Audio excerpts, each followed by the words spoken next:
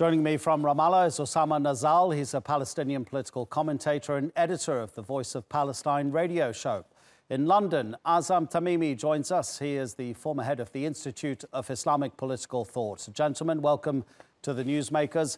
Azzam, if I can start with you, I know that you are sympathetic to the cause of Hamas. Can we definitively say that Hamas was not behind this bombing, this assassination attempt of Rami Hamdallah? Well, clearly Hamas has denied any responsibility, and it was silly to accuse Hamas of any responsibility. And I don't think this was intended to be an assassination attempt. Had the perpetrators desired to assassinate, they probably would have done it. I think this is a bombing that was aimed at deepening the crisis and probably making it more difficult to reconcile the two sides. Okay, so you agree that the bomb was detonated in that specific location at that specific time because Rami Hamdallah's car was going across that point. At least you agree to that? Well, that's clearly what happened. Nobody can deny No, in other that. words, it wasn't a coincidence. Someone did try to send some sort of message if they weren't trying to assassinate him. I understand and appreciate your position that you say Hamas was not responsible. But in terms of the timing and the message that was trying to be sent, so what is that message, therefore? I think most likely whoever did this wanted to make it to provide probably justifications for prolonging the crisis. There is a deep crisis now in Gaza, and that crisis results from the siege imposed on the Strip. Each participant in the siege, whether it is Israel or Egypt or the Palestinian Authority in Ramallah, has its own reasons, but collectively they're making life really almost impossible for the people of Gaza. Osama, the siege does not help, of course, but the lack of water, the lack of electricity, of critical medical supplies, all of these crises that the people there are facing, they can only be helped surely by unity between Hamas and Fatah. How does this bombing affect that potential unity? Yes, the situation in the Palestinian territories, mainly in the Gaza Strip, is very complicated and very difficult due to the practices of the Israeli occupation against the Palestinian people and against the different aspects of the Palestinians' life.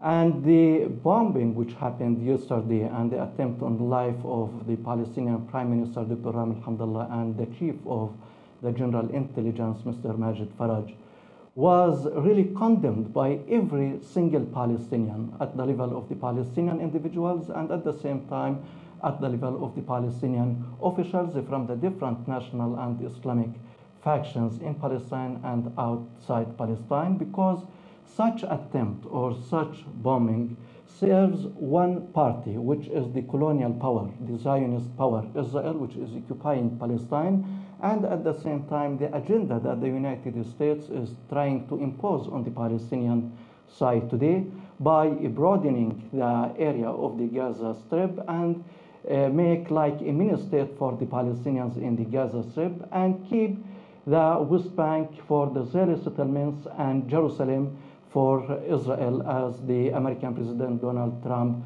announced that Jerusalem is the capital of Israel. So this attempt on the life of the Palestinian Prime Minister and his motorcade can't be isolated from the everyday context of the Palestinians' life. It can't be isolated from the Zionist American scheme and, of course, their collaborators, the forces of darkness who are working in order to achieve the Zionist American goal, ending the idea of the Palestinian statehood. Yes, but Osama, if you say that any potential disunity between Hamas and Fatah only serves outside powers, was it therefore wise of the office of Mahmoud Abbas, the president, Palestinian president, to say that it holds Hamas responsible for what it called a cowardly attack, and also for Hussein al-Sheikh, a member of Fatah's Central Committee, to say that Hamas is fully responsible? Was that even a good idea at the time to make such bold statements and blame Hamas? Yeah, first of all, we need to understand the context of the statement of President Mahmoud Abbas and the officials of Fatah movement. And Azzam al-Ahmad, the member of the Central Committee of Fatah movement, who is in charge of the reconciliation file between Fatah and Hamas, told Palestine TV last night that Fatah and the Palestinian Authority don't accuse Hamas movement of what happened yesterday, but they hold it responsible because it was not able to make sure that the security situation is appropriate and good. Because we know that the forces of Hamas movement in the Gaza Strip are ruling on the ground, and the issue of security should be guaranteed by them. This is what President Mahmoud Abbas and Fatah movement mean by saying that Hamas is responsible, but they don't mean that individuals from Hamas movement or Hamas movement itself planned and committed that bombing. So there is a difference here between blaming someone because he doesn't fulfill his responsibility in an area that he has control over, and accusing that body or that institution or party of committing an attack or an assault. Okay, I think that's fair enough, Azzam, that actually there's a bit more subtlety in that statement from the office of Mahmoud Abbas, because it's really about the security in Gaza. And even the UN Special Coordinator for the Middle East Peace Process, Nikolai Mladenov, has said that Hamas is fully responsible for guaranteeing the security in Gaza, and that the Palestinian government, he says, should be able to work without fear of intimidation, harassment and violence. But Hamas clearly hasn't been able to keep Gaza secure if something like this can happen. And that's exactly the message the bombing has sent. It has sent a message that Hamas is incapable of maintaining security, and therefore it has to hand over to the Palestinian Authority. And this is what Hamdallah stated actually immediately after the attack, that they wanted Hamas to hand over security inside Gaza. And again, this is another sinister ploy, because there is no government in the world that can preempt and absolutely prevent such incidents. You can ask Hamas, like you'd ask any government in the world, to investigate, to find the culprits, to punish them. You can do that. But you cannot say that because you have not been able to prevent this from happening, then you must hand over security. By the way, on the day that Hamas hands over security to Hamdallah, that will be the end of Hamas. Hamdallah works for Israel.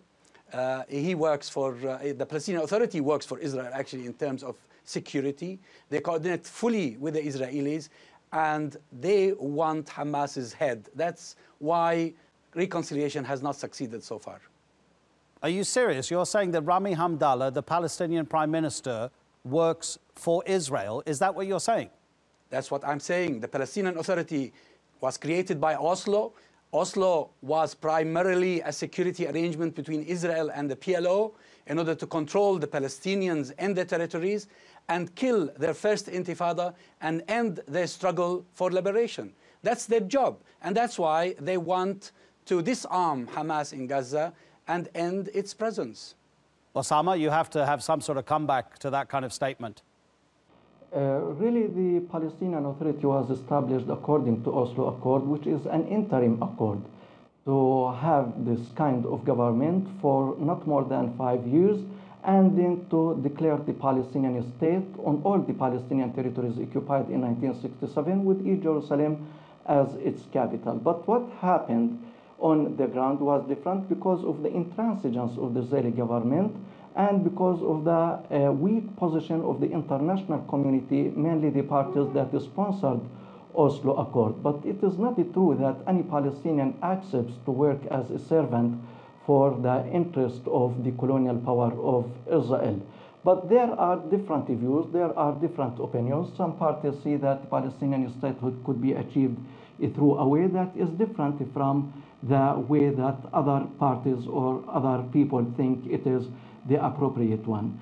And when the Palestinians and the Palestinian Authority mainly got the message that neither the United States nor Israel wants real peace and wants a sovereign and independent state for the Palestinians, their position was clear, that Oslo Accord is dead on the ground and all the options for the Palestinians are open, mainly the international arena. So, for example, the International Criminal Court and other United Nations bodies and institutions, at the same time utilizing the available resources within the Palestinian society to fight against this occupation and to achieve the goals and the dreams of the Palestinian Okay, but we're really, at the moment, we're people. talking about internal Palestinian politics, right? So let's just stick with that for the moment. I just want to play you a clip of just shortly after that bomb attack, what Rami Hamdallah had to say. Let's just listen to this and I'll come back to you. Without security, there will be no government nor authority. We ask Hamas to hand over what is needed, and especially the internal security. And he also said, Azzam, this will never prevent us from getting rid of the bitter division. I say, in spite of the explosion today, this won't stop us carrying on with our mission to achieve unity and end the split. But you've just said, as long as Rami Hamdallah is Prime Minister, there'll never be a reconciliation deal that would fully bring Hamas and Fatah together. Indeed, we've heard the obituary of the Oslo Accords so many times, but yet this government and that authority in Ramallah continues to act according to Oslo, especially in the security realm. And that's why reconciliation is impossible. If anybody tells you reconciliation is possible, he'd be lying to you, because you cannot reconcile two factions with completely or absolutely opposite visions. We have one faction that believes collaborating with Israel is a good thing, whereas the other faction believes that Israel is illegitimate and Palestine has to be liberated from it. How can you reconcile the two visions? Okay, Osama, a final word to you. Is a peace process possible without reconciliation? Because there seems to be mistrust on both sides. The New York Times reports that you're on the ground, you'll be able to verify this, that Mahmoud Abbas hasn't been to Gaza since 2007, because when he was there in 2007, there were some roadside bombs and they discovered that the bombs were there. He decided, I'm not going to go to the meeting with Hamas that I have scheduled. I'm going back home, and he hasn't been to Gaza since. First of all, we need to understand that there is no alternative for the Palestinian reconciliation, because without this reconciliation, it is impossible to have the Palestinian state and to have a normal life in Palestine. The situation is very complicated, it's very difficult, but the Palestinians are determined to have this reconciliation between the Gaza Strip and the West Bank. We know that there are many powers playing, especially the Zionist regime, the occupation state of Israel, and the current administration of the United States. But the Palestinians have determination and have the will to go ahead with reconciliation talks. And this is what was announced by Prime Minister Rami Hamdallah just yesterday after the bombing, that this bombing will not frustrate or disappoint us, and we will come back to Gaza and work for reconciliation until we achieve that. And the Palestinian President Mahmoud Abbas declares in every meeting and every session and every appearance for him before the media that no alternative for reconciliation, because while the Palestinians are united, working hand in hand, they can get rid of the Zionist occupation for their land, and they can liberate their holy city of Jerusalem. Okay, Without Osama, this, I have to stop you there. We got the point. I have to stop you because we have run out of time. You. But gentlemen, thank you very much for appearing on the Newsmakers.